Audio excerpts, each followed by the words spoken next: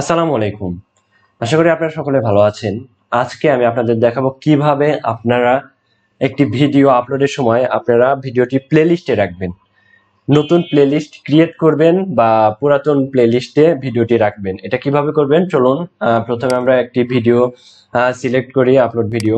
এখান থেকে গিয়ে আমরা ভিডিওটি সিলেক্ট করি, যে ভিডিওটি আমরা প্লেলিস্টে রাখতে চাচ্ছি।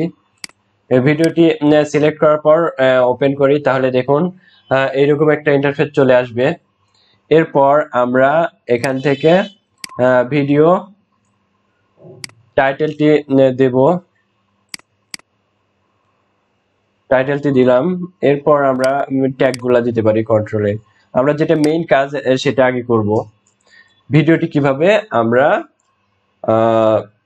প্লেলিস্টে অ্যাড করব চলুন নিচে স্ক্রল করুন, দেখুন আস্তে আস্তে স্ক্রল করুন, দেখুন এখানে লেখা আছে প্লেলিস্ট। এখানে গিয়ে এখানে আপনারা যদি মোবাইলের মাধ্যমে ভিডিওটি দেখে থাকেন তাহলে আপনারা ক্রোম ব্রাউজারে এসে ডেস্কটপ মোড করে নেন, তারপর ভিডিও আপলোড করলে এইরকম সিস্টেমে আপনাদের ড্যাশবোর্ড শো করবে। এখানে ক্লিক করার পর আপনারা আপনাদের প্লেলিস্ট দেখতে পাবেন।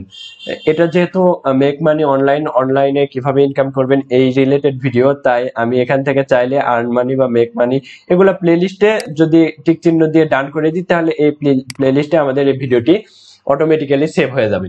চলুন আমরা নতুন প্লেলিস্ট ক্রিয়েট করে সেই প্লেলিস্টে কিভাবে রাখবো এটা দেখাই। নিউ প্লেলিস্ট, এখানে আসার পর আমরা এখানে প্লেলিস্টের নাম লিখবো মানি মানি অনলাইন। মানি অনলাইন লিখে এটা আমরা ক্রিয়েট করব। এটা পাবলিক করা থাকবে, ডিফল্টে পাবলিকই থাক, আমরা ক্রিয়েট করব।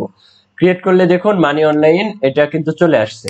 এরপর আমরা টিক চিহ্ন দেওয়ার পর ওকে করলে এরপর নেক্সট করে আমরা যদি ভিডিওটি পাবলিশ করে দিই, এরপর নেক্সট করে যদি আমরা ভিডিওটি পাবলিশ করে দিই তাহলে আমাদের ভিডিওটি ওই প্লেলিস্টে চলে যাবে। চলুন আমরা গিয়ে পাবলিশ করে দেখিয়ে দিই।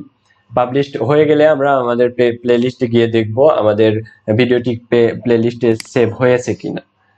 এই যে আমাদের প্লেলিস্ট ইউটিউব স্টুডিও, এখানে আসার পর প্লেলিস্টে আসার পর দেখুন আমাদের যে ভিডিওটা এইমাত্র রাখলাম এই ভিডিওটা দেখুন মানি অনলাইন এই প্লেলিস্টে কিন্তু ভিডিওটি চলে আসছে।